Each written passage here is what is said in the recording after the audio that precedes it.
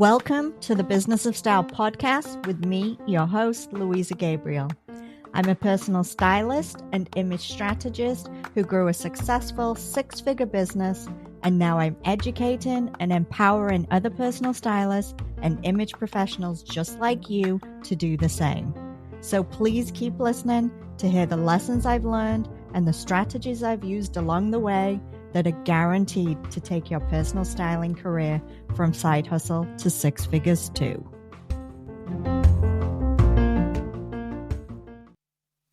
Have you ever read some of the comments on social media relating to fashion boutique and fashion retail accounts? It is definitely an eye-opener, and it actually is a really good, clear indicator of what people want to see. I was scrolling on Instagram the other day, procrastinating as usual, trying to put off something that I didn't want to do. So I went on a little scroll and I came across a post from one of actually my favorite retailers. It's a British retailer called Marks and Spencer. If you grew up in the UK or in Canada, you definitely know this store. The post that they had was of a young, slim influencer who she was very beautiful, very engaging. She was showing off how to style different outfits, how to create different outfits from some of their new summer collection. Now, when I took a look at the comments section, the main theme that I was seeing, and I'm kind of going to paraphrase and quote a little bit here, you need to show more realistic models in your post that reflect real women. Now, I had the air quotes going for the real women part because that was a quotation, and I personally hate to see that term used because, after all, size, age, it's got nothing to do with being real. But I'm not going to digress and go down that path because that's not what this episode is about. But the point being made, even though they were making it kind of badly, was that they wanted to see someone who represented them. People want representations of themselves.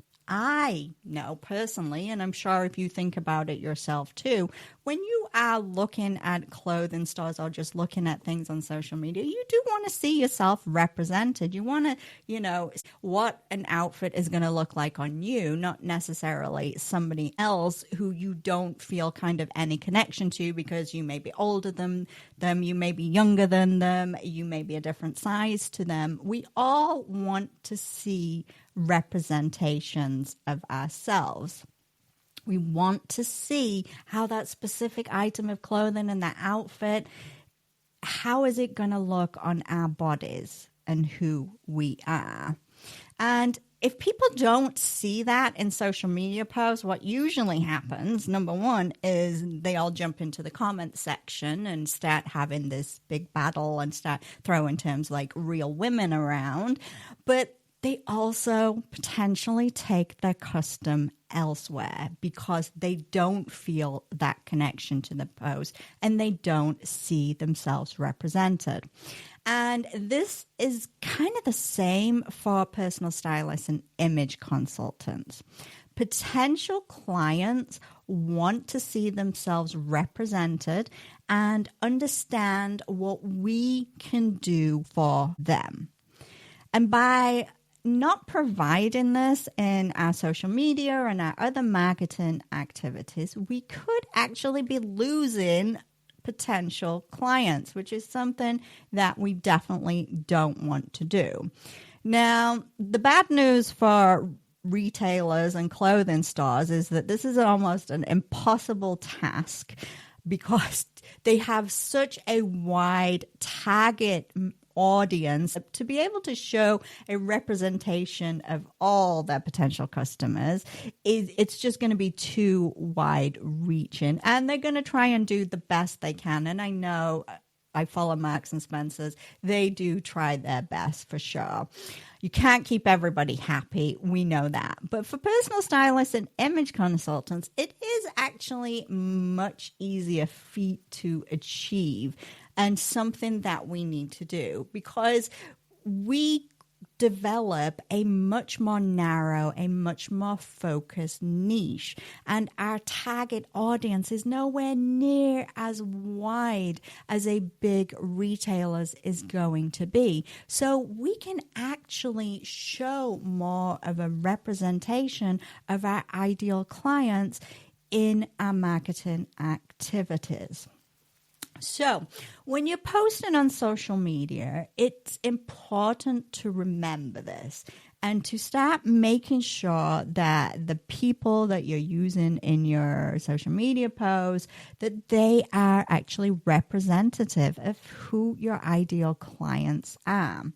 So if you've been using yourself as primarily the model, you're the one that's showing off different outfits, different looks, different strategies, then this is your indicator to switch it up and not just rely on yourself and use yourself as the only model. Now, I get it. It's so much easier to do it that way. It's convenient. Maybe you don't have access to a lot of other people, but it could actually be hurting your business and it could be losing you potential clients. So while it's okay once in a while, just don't let it be the primary focus. You may definitely share some similarities with your ideal clients, that's for sure, but you're not representative of them all. So we want to connect with as many people as we possibly can. So posting yourself in different looks, yes, once in a while, okay to do, but let's not have that be the only thing that we do. Same with if you're using flat lays of outfits or maybe you're using lookbooks.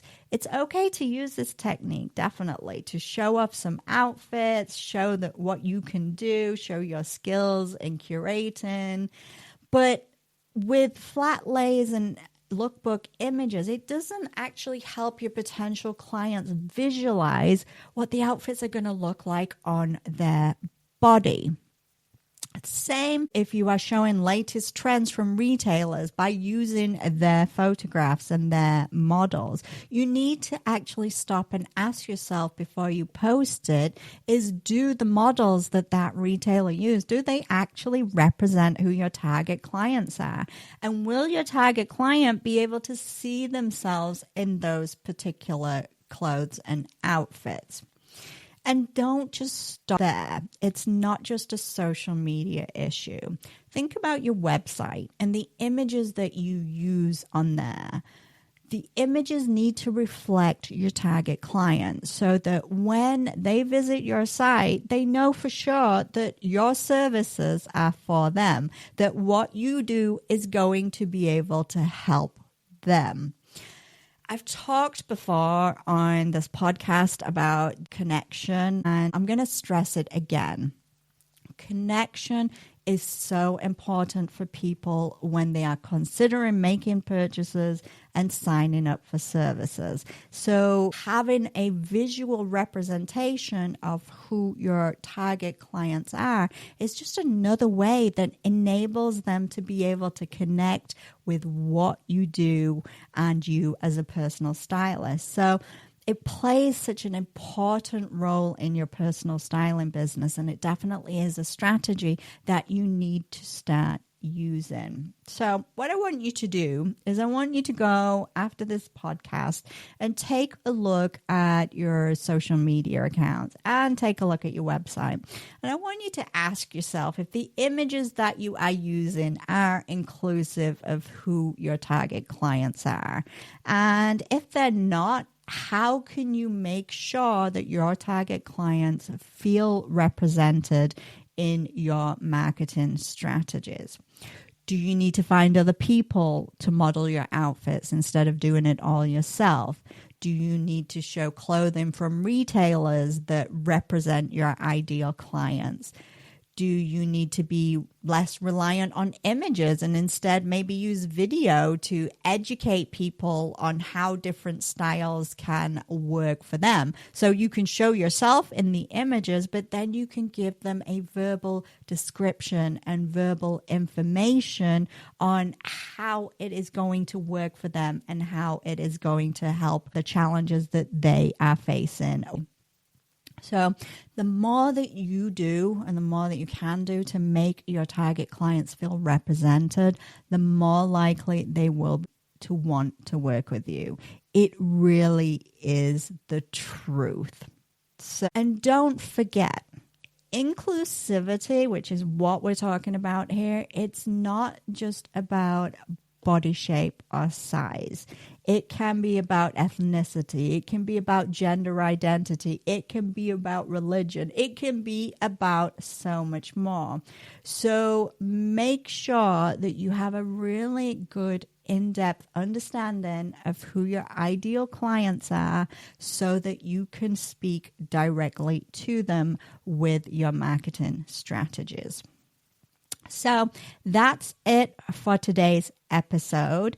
And I'm going to be taking a few weeks off from the podcast to recharge my batteries and enjoy a little bit of the summer.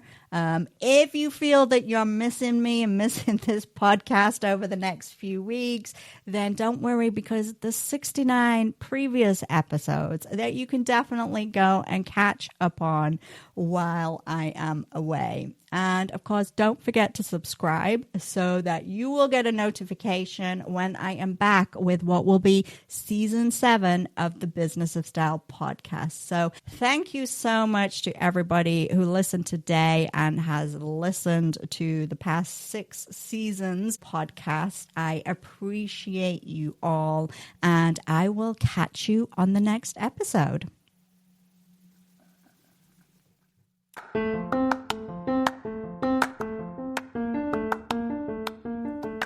If you enjoyed today's episode of the Business of Style podcast, then don't forget to hit subscribe so you'll be notified when a new episode is available. And of course, if you're looking for additional training and resources to help you in your career as a personal stylist, then be sure to visit my website, styleacademyintl.com.